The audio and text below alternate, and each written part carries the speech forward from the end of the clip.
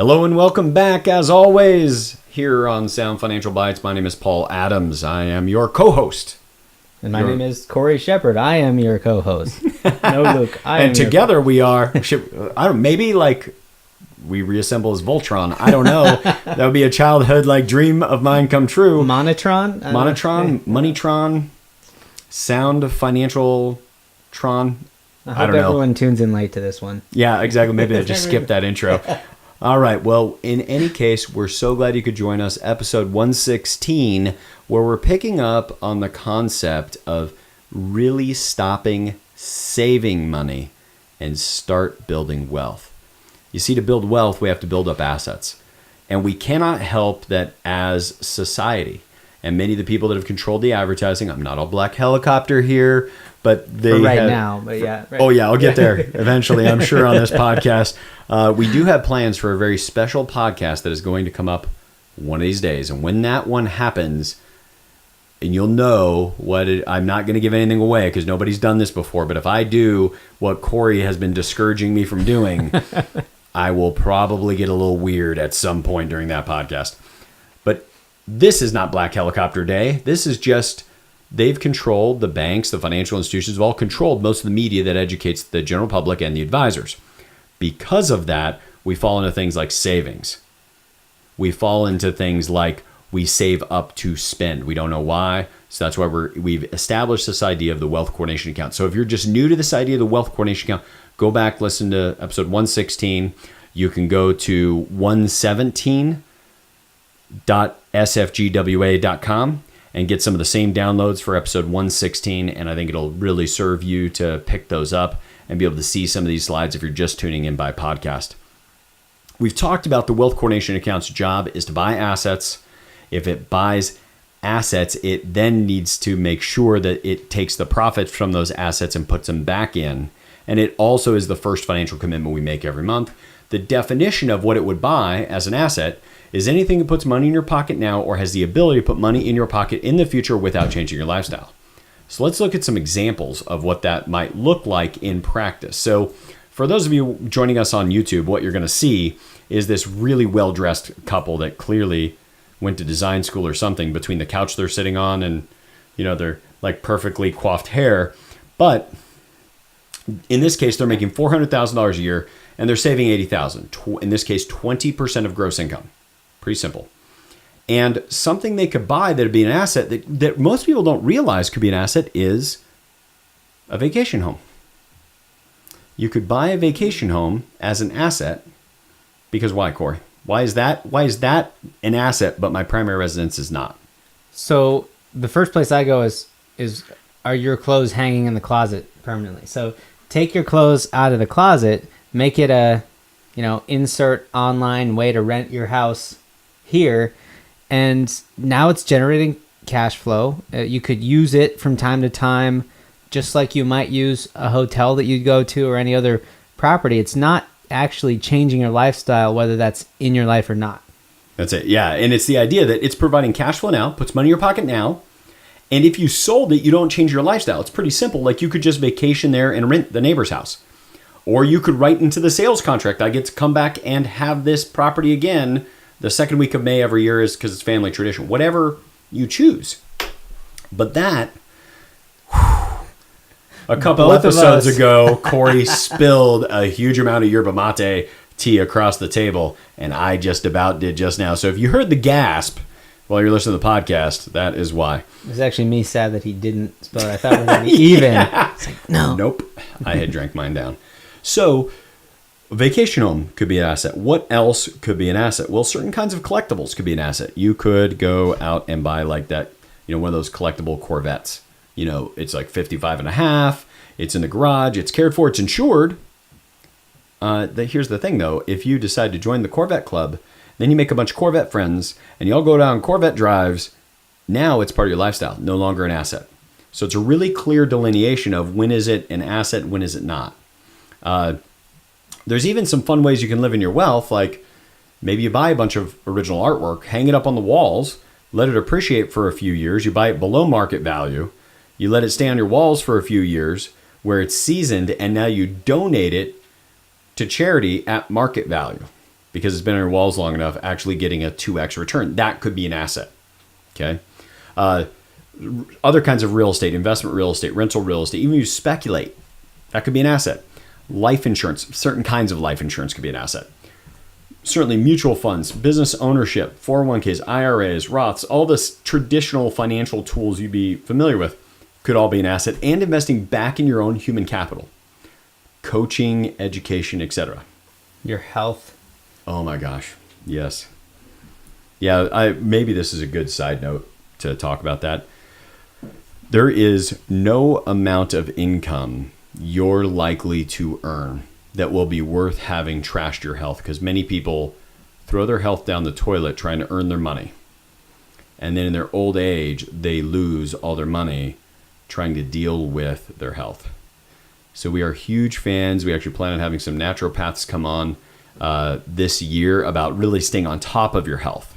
Not like any like serious woo-woo, like burn some incense type stuff, but just simply taking really active care of your health so that you don't blow it and have to spend all your money trying to recover from it. And I actually know some like young entrepreneurs who are really after it, and they've literally said our strategy is we may trash our bodies right now, but we plan on having hundreds of millions of dollars to fix it. And I'm like, I hope so. You hope so. I hope so.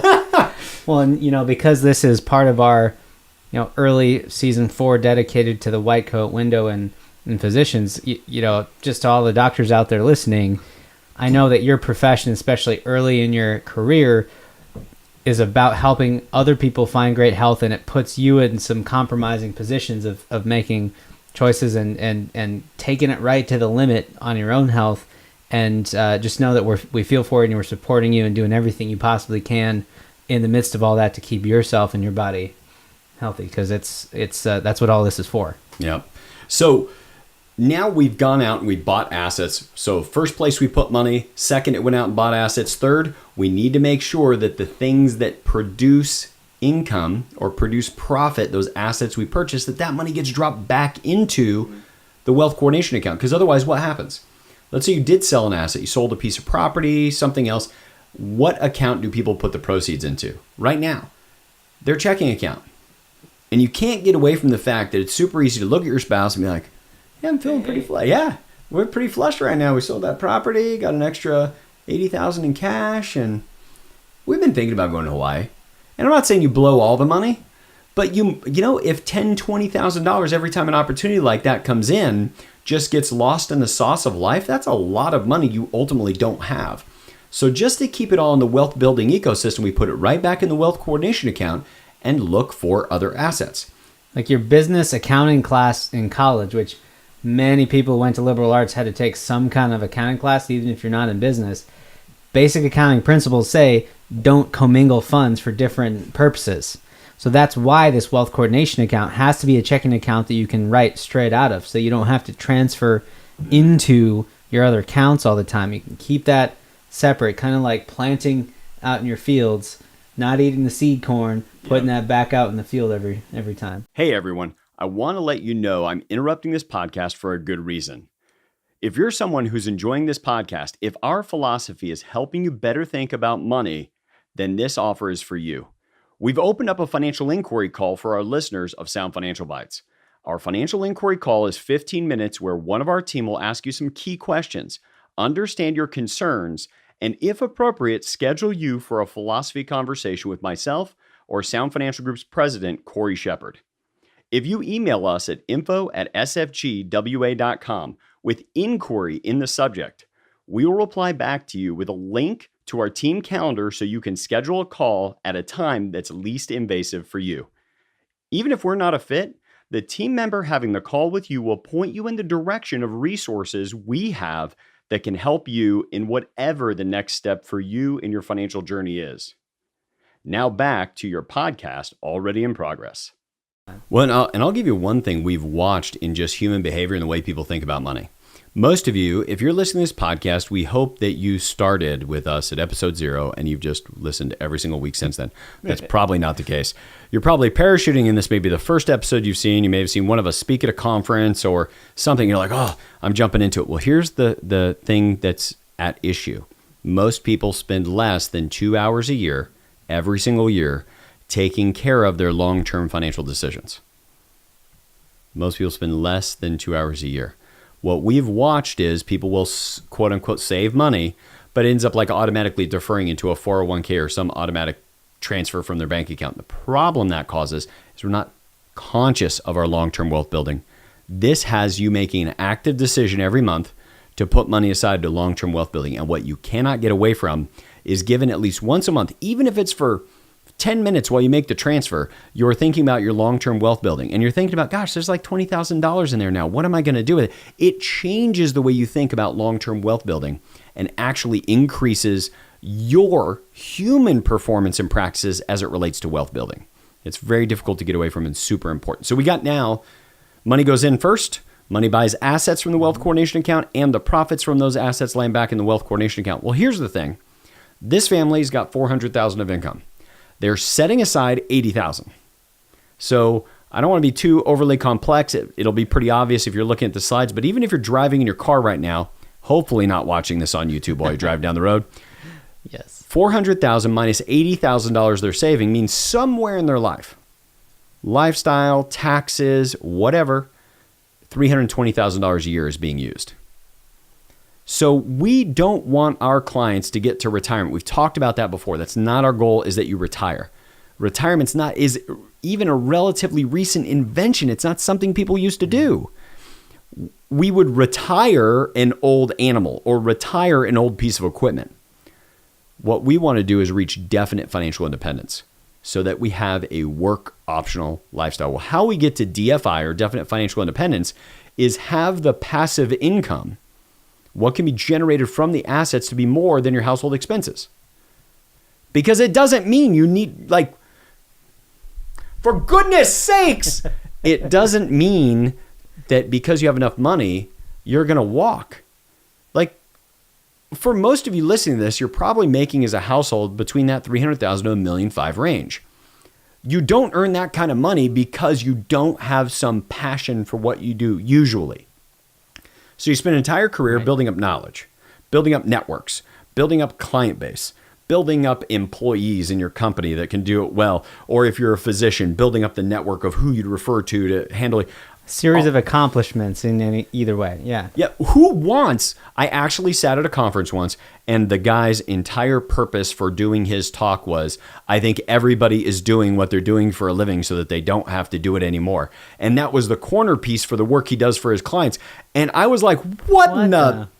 Gosh, we don't have any explicit versions of our podcast, yes, but we almost did. That was close.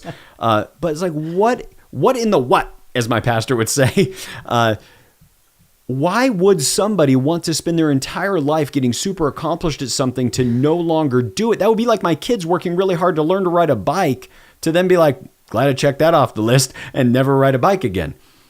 What we want to do is just get enough coming in that we can be secure because our assets can provide for our lifestyle, which allows you to be at definite financial independence.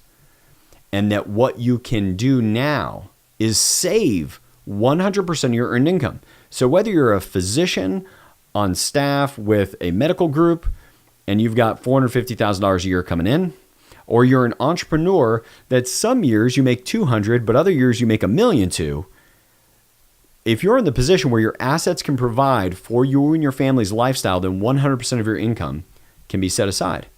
And we had Michael Michalowicz on the podcast not long ago, and he talked about when he sold his first company. And he said, I didn't have enough to have FU money. He said, but I had F me money. and what you really want to have financial independence is it's not an amount of money, period. It's an amount of cash flow.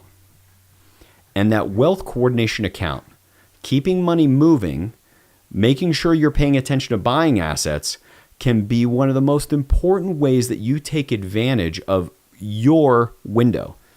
Whether you're an entrepreneur that's had a big bump in income, it's a great time to reset, realize that, look at your spouse and say, okay, we're making enough money now. We've got enough to do this. We have a $10,000 bill due at the beginning of every month that goes to the wealth coordination account. And that's what we're going to use to buy assets. Now you and your family can have conversations about assets. You can have conversations about the future. You can have conversations about what is an asset, what is not an asset, and know that it's bringing you to a higher level of thinking around money than most people ever get to. And what I love about this strategy, as simple as it is, it's very profound in the benefits. You save $10,000 that month to your wealth coordination account. Doesn't mean you have to do anything with that $10,000 that month. Right. It's a staging area. It's an on deck. It's a pit stop. Whatever metaphor you want to use, it keeps you in the constant habit of building assets every month. And so you have that muscle exercised, but you don't have to make a choice every month with the money every month. Now, this is especially valuable for the physicians in our white coat window that are listening. If you're still in school, think about getting out of school, going to residency, you're starting to pay back your loans. They are income-based, but that's still going to be a shock to the system. You've got to find a new place to live. You've got all these new expenses. You want to get in the habit of saving right away. You can do that to your wealth coordination account. It still has all the flexibility in the world because it's your checking account without committing it anywhere before you're actually ready, but you can start the habit from day one.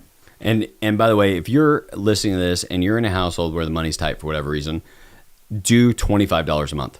It will change your life, and I don't mean that as any kind of overestimate. There's a gentleman who was a CPA working for a municipality very, very early on in my career. I probably worked with him 18 years ago. And I was teaching this concept to clients even back then. And I talked to him, I don't know if I shared this with you, Cory, about 2 years ago. Right? Yeah. 2 years ago, he called me, and he's retiring from that municipality. He's a CPA. And he said, you know what I'm going to do, Paul? I'm going to teach other people about money. You teaching me about the wealth coordination account 18 plus years ago. Wow. Is what I'm starting people off on. I've been counseling people in my church, all that. I'm going to start charging for it as just my little extra income in retirement. But I am starting in the centerpiece of everything I'm teaching them is wealth coordination account. That's how impactful this can be and change the way you operate with institutions. Now, one thing you could be running into, you may have some credit card debt. You may not have the amount of cash and emergency fund you'd like to have. Because if you are in that white coat window, I also like to call you Henry. Okay, high earner, not rich yet, Henry. So if you're listening, Henry, what I would say is you want to orchestrate money you're putting aside for savings, money you're setting, savings meaning like emergency savings, money you're setting aside for credit card debt, pay down, etc., and not or, and put some amount of money into your wealth coordination account every month. Because otherwise, what we watch happen is people focus on only paying down debt and they don't build up an emergency fund. They don't build a wealth coordination account. Hopefully, you already have a financial coach that can coach you through this. If not, email us info@sfgwa.com and we'd be happy to have our philosophy conversation with you and let you apply to become a client. But here's the thing. If you don't balance that, you could get to the other side. All the credit cards are paid off and then an emergency hits. And because we don't have the emergency fund, where does the emergency get funded from? Right back on the plastic. Yep, that's it. And we never get ahead. So we want to make sure that it might take a little longer. This goes back to Cory's white paper about money is not math and math is not money. Your credit card debt, if we put it in an Excel spreadsheet, you'd be much better off just if it's going to take 12 months to pay it off, to just hammer hard and pay it off. But maybe we need to build some emergency fund and some wealth coordination account. It's going to take 18 months. Did you pay more in interest? Yes. Are you better off financially by having built it in different tools, savings account, wealth coordination account, and debt reduction? Without question. Yes. Oh, by the way, here's the thing that happens to us when we pay off debt. Let's think about it. Car. People have a car. They pay off the car. And what do they say when one car is paid off? It's time to do what? Get a new car? Get a new car, because we have flagged mentally, the mental accounting we do is we've flagged that amount of money every single month as a consumer item. So if we're flagging it as a consumer item, what we need to do is pull that back. Same thing when we pay off credit cards. We think it's a consumer item, so we've been crash dieting and now it's time to spend a little bit. But if we already have the habit of money going toward the wealth coordination account, it's just like throwing the switches at a train track. We're just going to move the money from the going into savings to cutting over, because now we have enough money in emergency savings. We're cutting it over, going to the wealth coordination account. Yeah. And now our asset building ratio as a household has gone up. So with that, we have wrapped up the idea of what you do from an income perspective to stop saving money and start building wealth by making sure the money goes into a wealth coordination account first. Now, in our next podcast, we've been covering some real fundamentals. A little bit of it's philosophical. We're afraid we're boring you. In our next episode, which is number 117. We're going to dig into why you should, what is it? Invest like a nerd? Invest like a Nobel nerd. Invest like a Nobel nerd and impress nobody on purpose. Hashtag boring is sexy. Hashtag boring is sexy. We'll see you on the next podcast. We hope that this has been a contribution to you being able to design and build a good life.